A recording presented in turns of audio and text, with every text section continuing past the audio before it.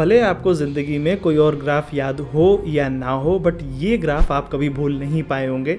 ये चंद्रयान 2 के विक्रम की ट्रेजेक्ट्री का ग्राफ है। इस ग्राफ के तेज़ी से बदलते हुए आंकड़े जितनी तेज़ी से विक्रम को उसकी डेस्टिनेशन से दूर लेकर के जा रहे थे, उससे कहीं ज़्यादा तेज़ी से इस देश को उसकी तरक्की से। लेकिन चंद्रयान 2 अगर फेल नहीं हुआ होता तो क्या चंद्रयान 3 इतना बेहतर होता? चंद्रयान 3 में जिस लेवल पर AI का यूज़ हो रहा है वो जानने में आपको बहुत ज़्यादा मज़ा आने वाला है। चंद्रयान 3 सक्सेसफुली लॉन्च तो हो ही चुका है और अपनी प्री डिसाइडेड ऑर्बिट में सेट भी उसी दिन हो गया था। इसकी मून पर लैंडिंग 23 अगस्त 5:47 पर लगभग शाम को तय की गई है। अब शायद आपने सुना हो या ऐसा आप सोच रहे होंगे कि जब भी नासा से कोई सैटेलाइट या स्पेसक्राफ्ट चांद की तरफ जाता है तो वो तो 3-4 दिन में पहुंच जाता है, लेकिन जब इंडिया से जाता है तो हमेशा ही 40 से 45-50 दिन लग जाते हैं। ऐसा क्यों? दरअसल जो चंद्रयान है ये एक बहुत ही कॉस्ट इफेक्टिव अप्रोच को यूज करता है। यहाँ पर एक्चुअली में जब भी नासा कोई सैटेलाइट या स्पेसक्राफ्ट रिलीज करता है तो वो सीधे स्ट्रेट पाथ यूज करता है, यानी कि अर्थ से रिलीज करते ही जो सबसे क्लोजेस्ट पाथ हो सकता है उसे चूज करता है और डायरेक्ट मून की तरफ बढ़ाता है। इस वजह से 4 से 5 दिन में पहुंच जाता है। जबकि चंद्रयान को हम अर्थ की ऑर्बिट में रिलीज करते हैं, यानी कि अर्थ की ऑर्बिट में पार कर देते हैं, सेट कर देते हैं, और ये अर्थ के ग्रेविटेशनल पुल का यूज करके और अपनी वेलोसिटी का यूज करके एक तरह का बैलेंस बनाता है, जिससे कि इसे अपना इंजन ऑफ करने का धीरे धीरे मौका मिल जाता है और ये अर्थ के ग्रेविटेशनल पुल का यूज करके धीरे धीरे अपनी स्पीड बढ़ाता जाता है और अर्थ के अराउंड एक इलिप्टिकल ऑर्बिट बनाता जाता है। जब ये इलिप्टिकल ऑर्बिट की रेडियस इतनी बड़ी हो जाती है कि वो करीब चांद के पहुंच जाता है, जिसे बोलते हैं ट्रांसलूनर इंजेक्शन, यानी कि तब ये अपना इंजन ऑन करता है और अपने फ्यूल के थ्रस्ट से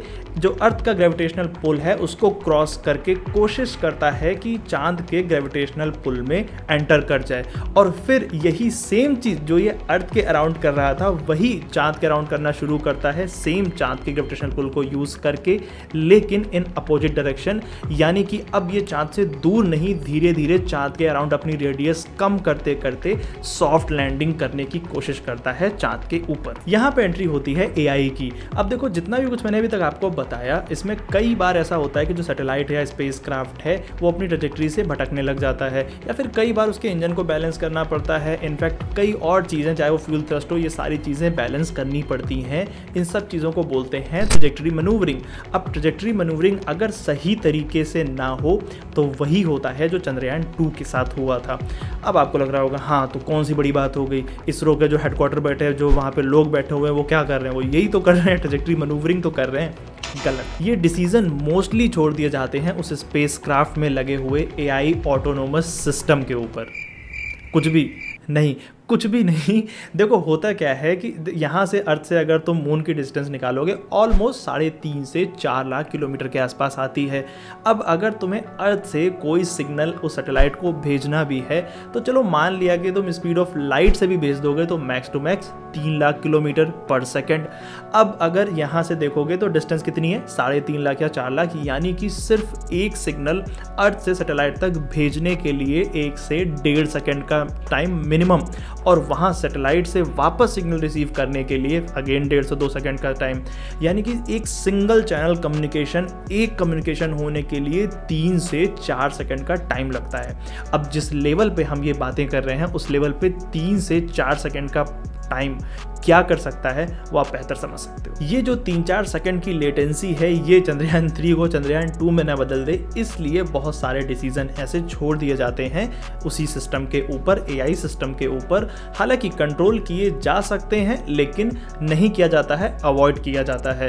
अब इसकी लैंडिंग मून पर कराने में जितना AI का यूज हुआ उससे कहीं ज़्यादा लैंड होने के बाद AI का यूज होना शुरू होता है। जाहिर सी बात है कि चंद्रयान को सिर्फ चांद को छू करके वापस आने के लिए तो बनाया नहीं गया है, एक मिशन के साथ भेजा गया है। आखिर मतलब ये सारी जितनी गाथा है ये तो उसके सिर्फ लैंड होने तक की है। असली मिशन स्टार्ट होता है इसके लैंड होने के बाद। जैसे ही जो विक्रम लैंडर है वो इस पे लैंड होता है चांद पर, विक्रम लैंडर के अंदर रखा हुआ एक रोबोटिक व्हीकल जिसका नाम है प्रज्ञान, वो इस लैंडर से बाहर निकलता है आगे के मिशन को अंजाम देने के लिए। प्रज्ञान को IIT कानपुर के रिसर्चर्स ने एक AI एल्गोरिथम से ट्रेन करके भेजा है। कैसी AI एल्गोरिथम? देखो एआई एल्गोरिथम से मतलब यहाँ पे ये है कि जितना भी मून से रिलेटेड डेटा हमारे पास था, जो इमेजेस थी, जितने बड़े से बड़े डेटा सेट्स हो सकते थे, उन सब का यूज़ करके इस प्रज्ञान को ट्रेन करके भेजा गया है, ताकि मून की सरफेस पे चलने के लिए, क्योंकि इसमें 6 व्हील्स लगे हुए हैं चलने के लिए, तो मून की सरफेस पे ये बिना किसी चीज़ से टकराए या फिर बिना खुद को डैमेज किए ये खुद डिसीजन ले सकता है कि उस सरफेस पे कैसे चलना है और कैसे आगे एक्सपेरिमेंट्स को कंटिन्यू करना है। ऐसे ही प्रज्ञान के अंदर एक और डिवाइस लगी हुई है, LIBS यानी कि लेजर इंड्यूस ब्रेकडाउन स्पेक्ट्रोस्कोप। अब ये करता क्या है, बेसिकली जो भी चांद की सॉइल है, अब नाम से समझ में आ रहा होगा, उस सॉइल पे जो पार्टिकल्स हैं उन पे एक लेजर बीम डाल करके उनके पार्टिकल्स को फर्दर स्टडी करने की कोशिश करता है कि इसमें कौन से एलिमेंट कंपोनेंट्स मिल रहे हैं, लाइक अब इसमें कॉपर है, मैग्नीशियम है या सिलिकॉन है, क्या है इसमें, क्या क्या चीज़ें, कौन से हमें यहाँ पे एलिमेंट मिल सकते हैं चांद की सॉइल पे। अब इसको स्कैन करने और इसको समझने के लिए भी इसमें AI सिस्टम का ही यूज़ हो रहा है। इतना ही नहीं, एक और डिवाइस लगी हुई है API-XS यानी कि alpha particle induce xray spectroscope. अब ये बेसिकली मून के सॉइल के जो पार्टिकल्स हैं उनको फर्दर और ब्रेक डाउन करके उनके केमिकल कंपोजिशन को समझने की कोशिश करेगा।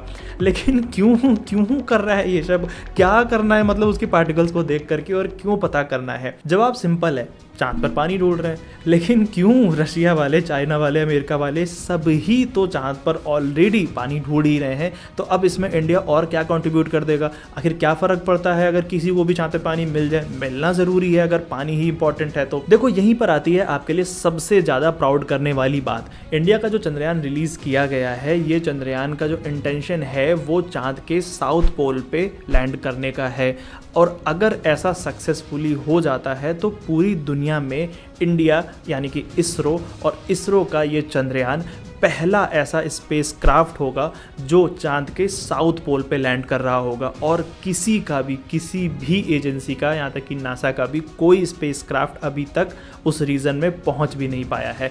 तो अब इससे क्या हो गया, ये इतना इम्पॉर्टेंट ही क्यों है साउथ पोल पे?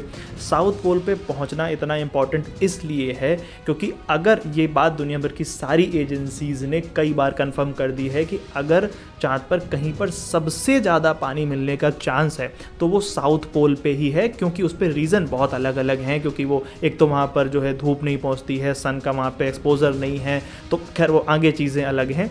उसके अलावा अगर कहीं पे अर्ली लाइफ के सिम्टम्स भी मिल सकते हैं, अगर ह्यूमन लाइफ्स का सर्वाइव करने के सिम्टम्स मिल सकते हैं, तो शायद सबसे पहले साउथ पोल पे ही मिलेंगे। इसलिए जैसे ही चंद्रयान लॉन्च होता है, आप देखते हो कि दुनिया भर के न्यूज़ चैनल में सबसे पहले ये न्यूज़ चलने लग जाती है, क्योंकि बात यहाँ पर चांद पे पहुँचने की नहीं है, बात यहाँ पर चंद्रयान की नहीं है, बात है साउथ पोल पे पहुँचने की। अब क्यों साउथ पोल इतना इंपॉर्टेंट है, क्या रीज़न क्या है, वहाँ पे पानी मिलने के चांसेस अगर हैं तो क्यों हैं, ये सारी चीज़ों पे मतलब बनाने का तो बहुत मन है वीडियो। लेकिन देखो वैसे भी ये जो वीडियो है चैनल पे पड़े बाकी सारे वीडियो से काफ़ी अलग है। अब देखते हैं चैनल पे अगर इस वीडियो के रिगार्डिंग सही सा रिस्पॉन्स आता है तो आई विल ट्राई कि ऐसे वीडियोस को और बनाया जाए, आप तक लाया जाए। और फिलहाल अगर पसंद आया हो तो वो जो लाइक शेयर सब्सक्राइब वाला काम होता है उसे कर दो, और अगर कोई क्वेश्चन हो या फिर कोई रिक्वायरमेंट हो या कुछ भी हो तो कमेंट तो कर ही सकते हो। Thank you for your time. My name is Utkarsh. Bye bye.